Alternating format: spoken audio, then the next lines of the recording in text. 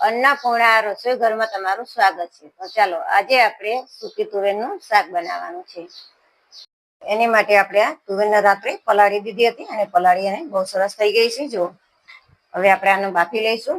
તો એની માટે આપણે પાણી નાખી દઈશું। એમાં તુવેર ડૂબે એટલું આપણે પાણી નાખીશું, કાં તો જે તુવેર હોય એનાથી 3 ગણું પાણી લઈશું। આપણે થોડુંક આપણે મીઠું નાખીશું। હવે આપણે આના 5 વિસલ કરી લઈશું।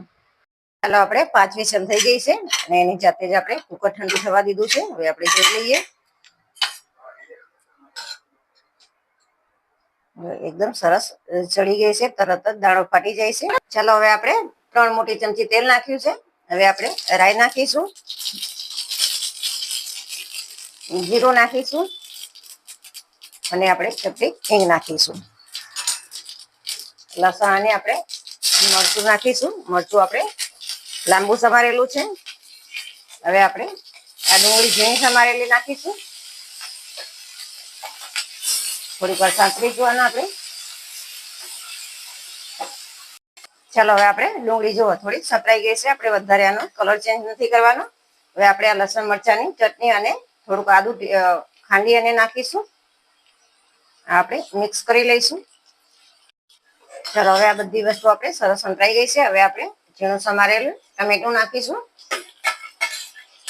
જો તમે ડુંગળી અને લસણ ખાતા ના હોય તો એ સ્કીપ કરી અને ટમેટાને પ્યોરે બનાવી અને એની અંદર કોઈ પણ ફરસાણ નાખી અને બનાવો તો એ પણ શાક બહુ સરસ બને છે।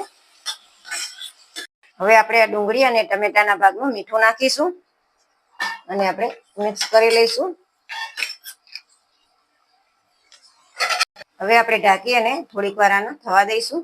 હવે આપણે 1 મિનિટ જેવું થઈ ગયું છે અને જોઈ લઈએ। જો બહુ સરસ તેલ છૂટું પડી ગયું છે અને આપણે ટમેટા પણ એકદમ સરસ સોફ્ટ થઈ ગયા છે। હવે આપણે મસાલા કરી લઈશું। ગેસ એકદમ ધીમો કરી લઈશું। લાલ મરચું નાખીશું। આપણે આ કાશ્મીરી લાલ મરચું નાખ્યું છે। હળદર નાખીશું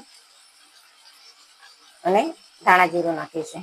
1 ચમચી આપણે ધાણા જીરું નાખ્યું, અડધી ચમચી મરચું અને અડધી ચમચી આપણે હળદર નાખી છે। મિક્સ કરી લઈશું અને આપણે મસાલા બળે નહીં એ માટે થઈને થોડુંક આપણે આમાં પાણી નાખીશું। આપણે આ જે તુવેર બાફી હતી એ પાણી લીધું છે। થોડીક વાર આના થવા દઈશું।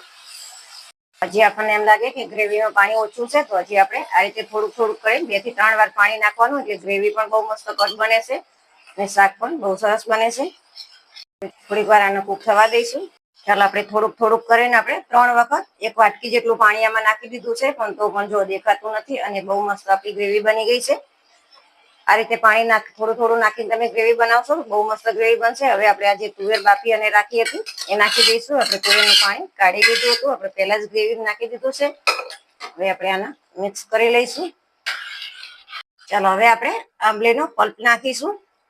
જો આમાં લીંબુ તમારે નીચોડ લીંબુ પણ નીચોવી શકો અને ખટાશ ઓછી જોતી હોય તો તમે ખાલી ટમેટું નાખીશું એમાં પણ ચાલે। હવે આપણે કટકો ગોળ નાખીશું। ખાટું મીઠું શાક બહુ સરસ બને।